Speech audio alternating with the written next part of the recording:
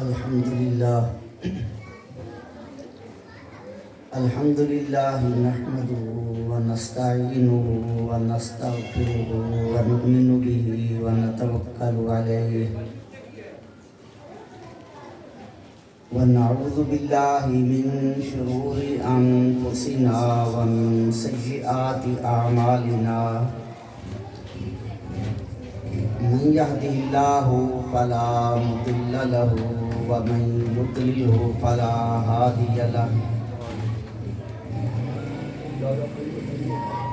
ونشهد أن لا إله إلا الله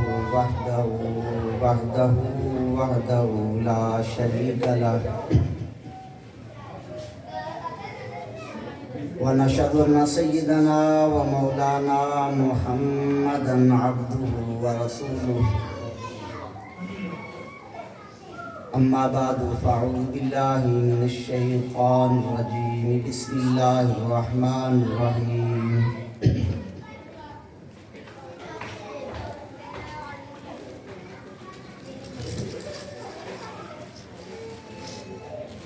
ألا إن أولياء الله لا خوف عليهم ولا هم يحزنون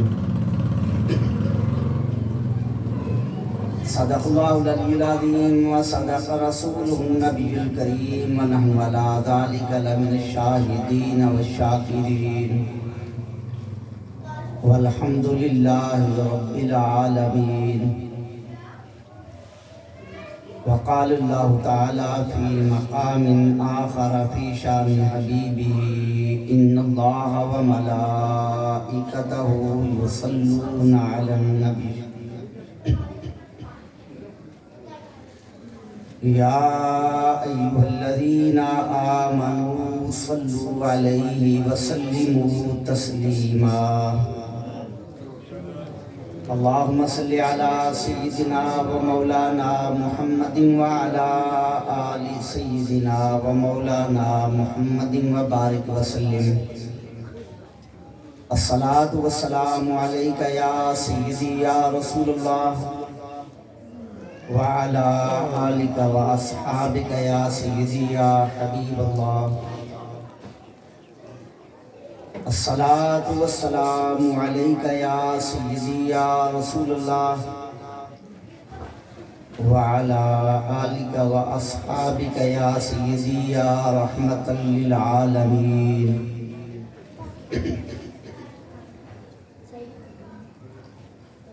حمد و صلاة کے بعد ذی وقار علماء کرام، مشائخ اعظام، سامعین و حاضرین،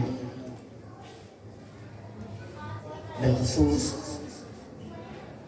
صدر محفل خانوادہ حضور اعلیٰ حضرت رحمۃ اللہ تعالی علیہ کے چشم چراغ، جانشین شوقت اہل سنت حضرت پیر طریقت دامت برکاتہم العالیہ جو زیب مسند صدارت تشریف فرما ہیں اور نبیرہ صدر الشریعہ جانشین شہزادہ صدر الشریعہ حضرت پیر طریقت صاحبزادہ انتصار مصطفیٰ اعظمی صاحب زیدہ محدود، آپ بھی اسٹیج پر جلوہ فرمائے ہیں، دیگر علماء کرام تشریف فرمائے ہیں اور آستانہ عالیہ رضویہ بریلی شریف کے فیض یافتہ مجاہد اہل سنت، فخر اہل سنت حضرت علامہ سید سلیمان شاہ صاحب زیدہ محدود، آپ سرپرستی فرما رہے ہیں اور آپ کی سرپرستی میں جناب ملک عبداللہ مرحوم صاحب کے ایصال ثواب کے لیے اس محفل پاک کا آپ کے صاحبزادگان نے اہتمام کیا، اللہ رب العزت جل شانہ کی بارگاہ میں دعا ہے کہ میلاد مصطفیٰ صلی اللہ علیہ وسلم کی اس محفل اور 11ویں شریف کے اس نورانی پروگرام کی برکت سے اللہ تبارک و تعالیٰ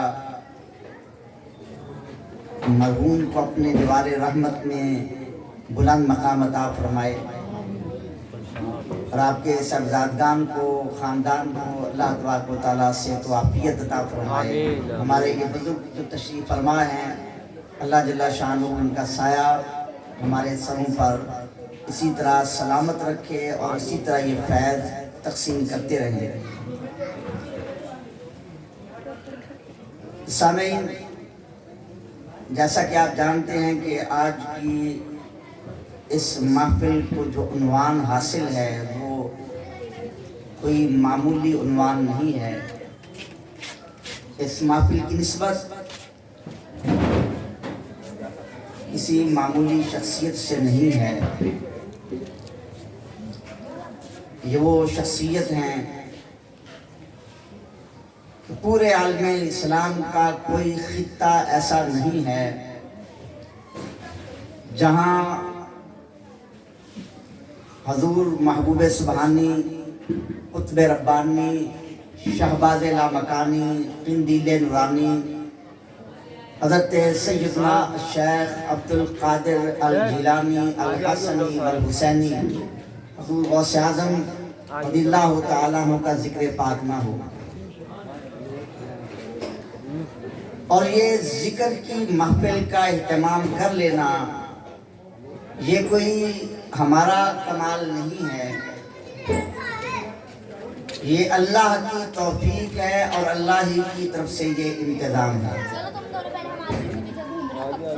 اللہ جل شانہ کا ارشاد ہے فَاذْكُرُونِي أَذْكُرْكُمْ۔ ہمارے امام اہل سنت فاضل بریلوی رحمۃ اللہ تعالی علیہ نے اس کا جو ترجمہ کیا کہ خالق کائنات فرماتا ہے کہ اے میرے بندو تم میرا ذکر کرو، میں تمہارا چرچا کروں۔ سبحان اللہ، سبحان اللہ۔ تو یہ اللہ والے اپنی زندگی کے لمحات کو اللہ کی محبت میں، اللہ کے ذکر میں، اللہ کے دین کی خدمت کے لیے وقف کر دیتے ہیں۔ بظاہر دنیا کی نگاہوں سے اوجل ہو جاتے ہیں، عالم آخرت کے سفر پر روانہ ہو جاتے ہیں، مگر یہ اس ظاہری موت کے بعد بھی مرتے نہیں، ہمیشہ کے لیے زندہ ہو جایا کرتے ہیں، اور قیامت تک کے لیے ان کا ذکر لوگوں کے دلوں میں جاری کر دیا جاتا ہے۔ تو یہ اس خالق کائنات کی طرف سے ہی ایک انتظام ہے، اور اس پہ حدیث قدسی شاہد ہے، کیونکہ ہم اللہ والوں کو دیکھیں، حضور سیدی فاضل بریلوی رحمۃ اللہ تعالی علیہ کی ذات کو دیکھیں۔ ابھی ذکر چل رہا تھا، آپ کے باقاعدہ کوئی شاگردوں کی جماعت نہیں تھی، جیسا علماء کرام ہر سال کثیر تعداد میں طلباء تیار ہوتے ہیں۔ ایک عالم شاگردوں کی ایک جماعت تیار کرتا ہے، وہ شاگرد اس عالم کے ذکر کو اطراف میں پھیلاتے ہیں۔ ایک شخص کسی بہت بڑے آستانے کا سجادہ نشین ہوتا ہے، اس اعتبار سے اس کا ذکر دنیا میں پھیل جاتا ہے، مگر فاضل بریلوی رحمۃ اللہ تعالی علیہ کا ذکر کیسے پھیلا؟ اس لیے نہیں کہ آپ کسی بہت مشہور و معروف آستانے کے سجادہ نشین تھے، اس وجہ سے نہیں کہ آپ کے شاگردوں کی کثیر تعداد تھی، وجہ یہی تھی کہ آپ نے اللہ کا اور اللہ کے محبوب کا ذکر کیا، آپ نے سب سے اولا و اعلیٰ ہمارا نبی کی صدائیں لگائی، مصطفیٰ جان رحمت میں لاکھوں سلام کی صدا لگائی، تو اللہ نے محبوب کے ذکر کے صدقے امام اہل سنت کے ذکر کو بھی دنیا میں عام کر دیا. سبحان اللہ. اور حضور سید غوث اعظم محبوب سبحانی رضی اللہ تعالیٰ نے سبحان اللہ. آپ دیکھیں آپ کے ساتھ ہمارا کوئی نسلی تعلق نہیں ہے, ہم ان کے خاندان سے نہیں ہیں. یہ نہیں کہ آپ کا خاندان آگے نہیں چلا, آپ کا خاندان موجود ہے, لیکن ہر جگہ ذکر کرنے والے, یہ محافل سجانے والے کوئی آپ کے خاندان سے تعلق رکھنے والے نہیں ہیں. یہ کوئی آپ کے شاگرد نہیں ہیں, یہ آپ کے سلسلہ تلمذ کی کوئی شاخیں نہیں ہیں. یہ سارے کوئی آپ کے مریدین نہیں ہیں, یہ سارے کوئی آپ کے سلسلہ عالیہ قادریہ میں بیعت نہیں ہیں. آپ جہاں چلے جائیں عالم اسلام میں فقہ کے اعتبار سے چاہے کوئی حنفی ہے, چاہے کوئی شافعی ہے, چاہے کوئی مالکی ہے, چاہے کوئی حنبلی ہے, چاہے قادری ہے, چاہے نقشبندی ہے, چشتی ہے, سہروردی ہے, آپ کو ہر جگہ غوث اعظم کا ذکر کرنے والے ملیں گے.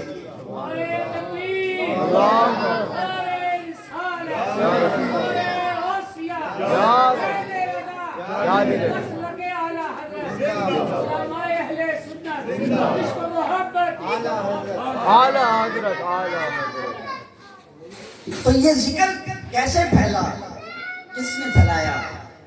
اللہ کے محبوب کریم صلی اللہ علیہ وسلم ارشاد فرماتے ہیں, صحیح بخاری کی حدیث پاک ہے, حضرت سیدنا ابو ہریرہ رضی اللہ تعالیٰ عنہ آپ راوی ہیں, نبی پاک علیہ السلام نے ارشاد فرمایا کہ اللہ تبارک و تعالیٰ جب کسی بندے سے محبت فرماتا ہے, ان اللہ تعالیٰ اذا احب عبدا, جب اللہ تبارک و تعالیٰ کسی بندے کو اپنا محبوب بنا لیتا ہے, دا جبریل فقال, اللہ تبارک و تعالیٰ نورانی ملائکہ کے سردار حضرت جبریل امین کو بلاتا ہے. اللہ ارشاد فرماتا ہے, اے جبریل انا احب فلانا فاحبہ, اے جبریل فلاں بندے کو میں خدا نے اپنا محبوب بنا لیا, اے جبریل تو بھی اسے اپنا محبوب بنا دے. میں خدا نے اس سے محبت کی, اے جبریل تو بھی اس سے محبت کر لے. فرمایا کہ فیحبہ جبریل, حضرت جبریل امین اس سے محبت کرتے ہیں.